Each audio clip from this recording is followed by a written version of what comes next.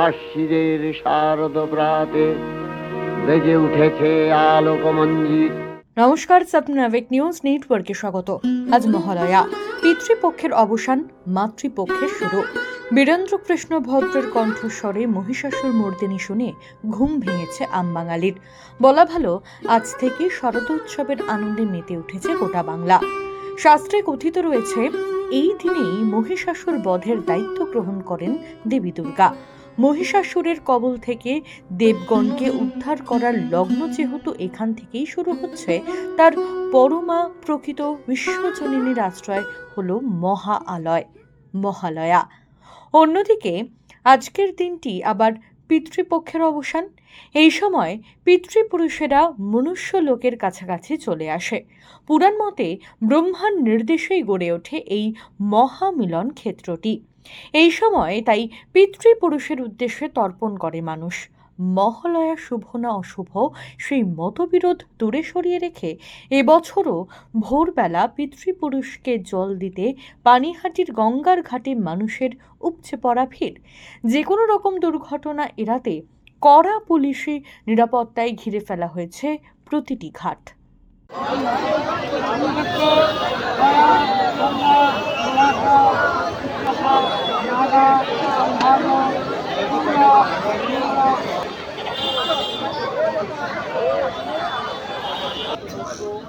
চলে আর জলটা পুরো নিয়ে আসো। জল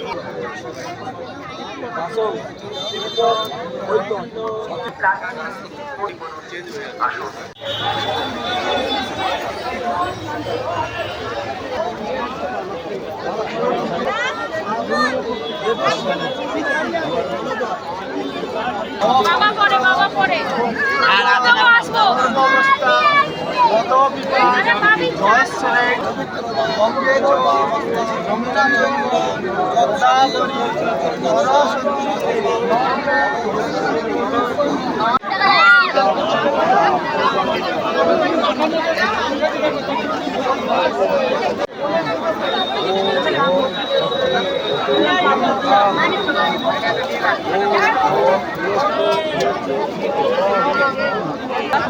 देखिए साइड का